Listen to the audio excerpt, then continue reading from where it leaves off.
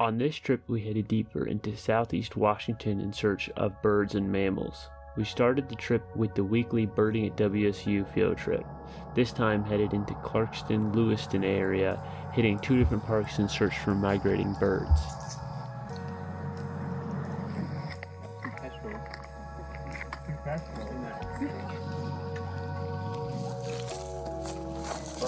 Speedy. Yeah, I think it could be a racer.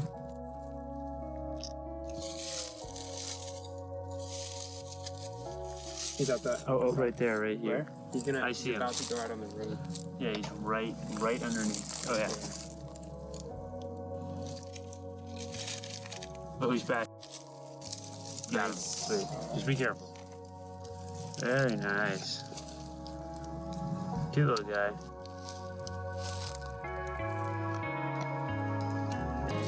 So that was a juvenile yellow-bellied racer. That was my first time seeing a juvenile. I've seen adults before, but I've always wanted to see a juvenile.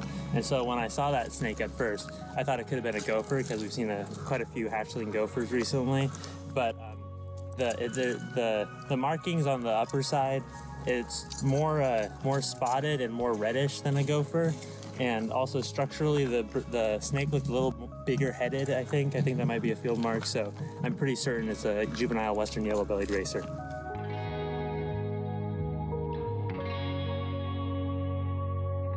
The birding club, Birding at WSU, we're on a juvenile eastern phoebe right now, which is the first record for Stoughton County and southeast Washington outside of Whitman County. It's being kind of cooperative. It's high up in these trees here, but it is a very good bird and the first really rare bird that the club has found together. See the phoebe?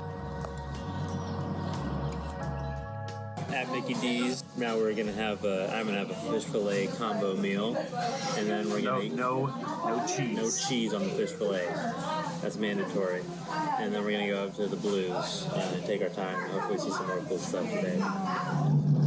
Just finished up our birding expeditions in Lewiston area. Right now headed up into the Blue Mountains, just slowly getting elevation here.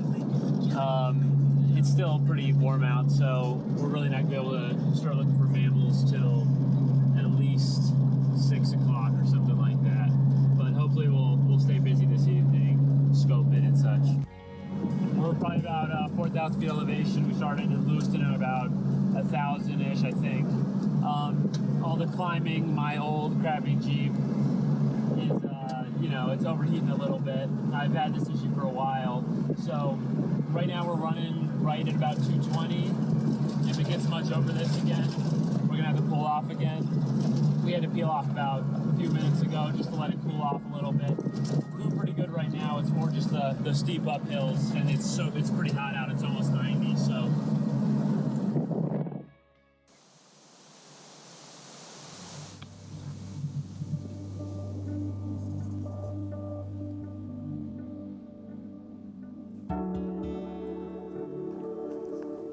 So there's this nice gravel slope right on this road that we're gonna camp at. And fortunately, I figured since Cascade golden-mantled ground squirrels prefer the rocky terrain in the Cascades, I figured golden-mantled ground squirrels, the normal ones, they'd prefer this kind of habitat as well.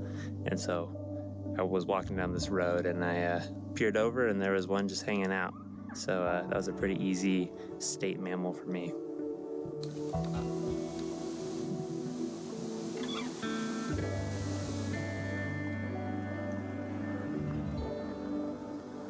Yeah, now we're on this ridge overlooking this fire that just popped up. There's a handful of fires in the valley below us, but we didn't see this one until we came around the corner. Yeah, we reported the last one. I'm assuming all these have been put out already and just haven't been completely, dissipated yet. So.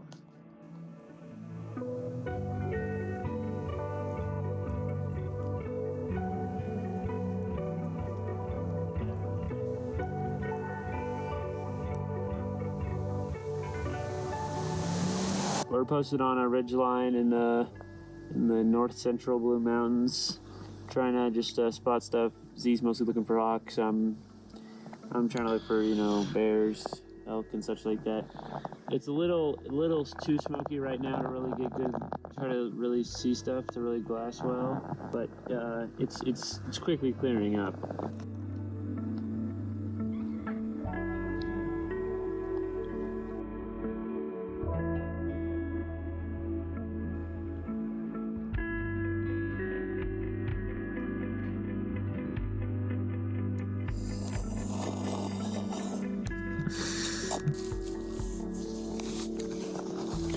It's about 6 p.m. now.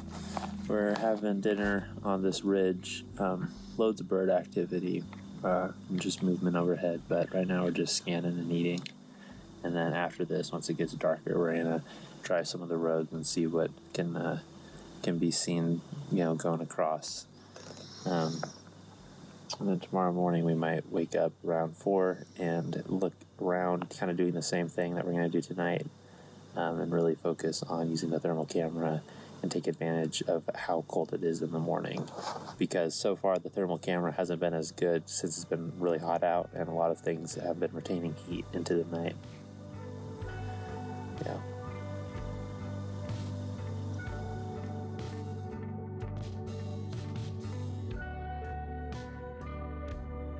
All right.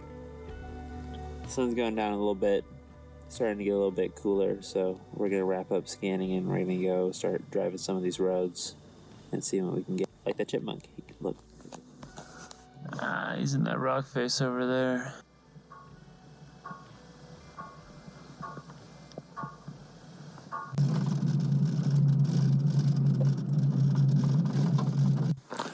We pulled down this little forest road to pull off and take a nap, and I got out and I walked down a little bit, and I'm hearing some distant sounds that sound pretty similar to wolf howls. And so we're gonna try to figure out, we're gonna maybe try to get a little closer and figure out if they are wolf howls or not. Yeah, we're by a guard station. They're essentially directly northwest, but they're in this direction. So we're gonna try to go. There's a road that runs that way, and then we got to cut over. So we'll figure it out.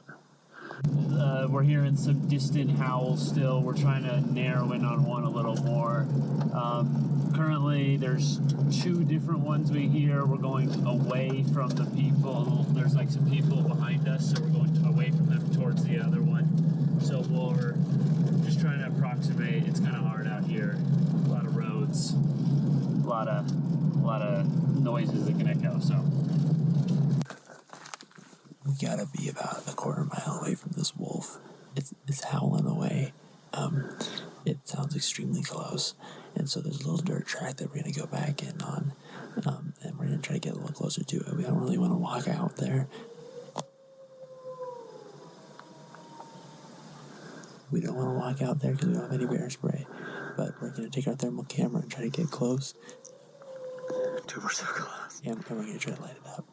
Yeah, we don't want to do anything that's not smart. So this guy is going to be the big trick here, and just we think there might be a road back in there, but we're not gonna try to harass it, and we're gonna try to stay a safe distance. Yeah.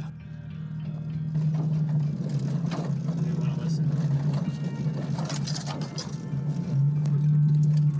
Yeah. I'm glad I invited Subaru.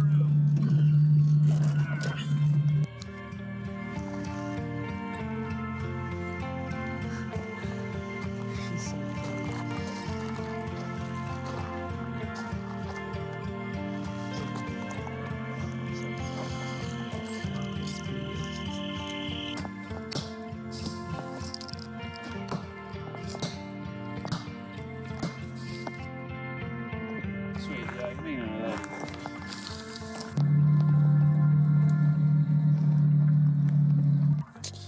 It's 4:45 a.m. What's it called? Having a hard time getting out of bed. It's pretty nice and comfy in here.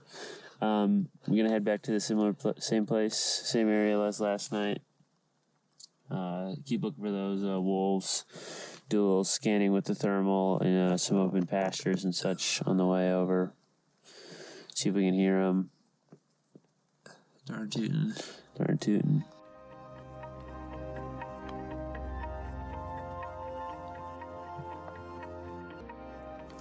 trying for boreal owl right now because we're in good habitat, and Garfield County doesn't have a record, so it'd be cool to get. But as I'm listening, I'm also hearing the wolves back in the same direction that we camped in. So I think we might double back and try to get on those guys again.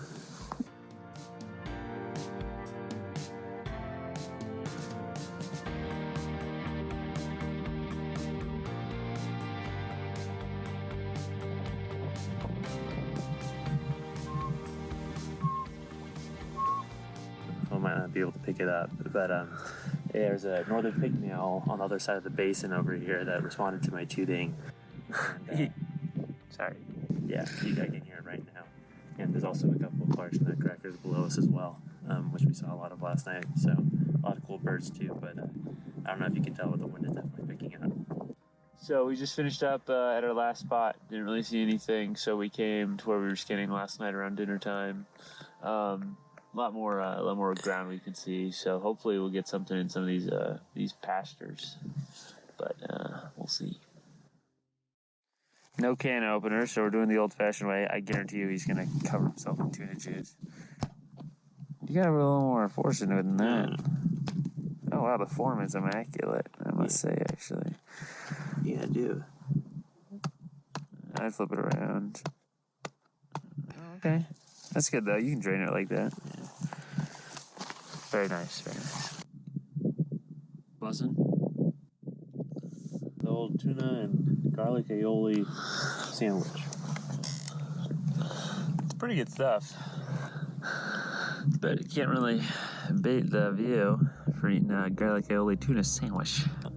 I got an elk in the scope, which is finally, after all the scoping, we finally found an elk. So Andrew's gonna get some footage of it in landscape. I've been doing a bad job filming stuff in portrait off instinct. Okay, here. It is kind of like right here.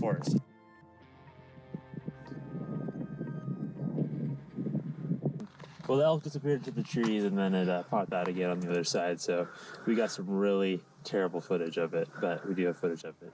Yeah. So it is so far over there. It's right in the middle of the screen on that far edge. As the crow flies, it's probably a good maybe 3 miles, 2 miles. I don't know. Yeah, if we could fly, it'd be about 2 miles away. Yeah, it's far. It turned at the right angle where the antlers are silhouetted against the tan hide of the animal, and so it's pretty clear that it's a buck now. And it looks like it's bull. Yeah, it looks like it's just out there by itself wandering around, looking for some honeys. Looking for some meat.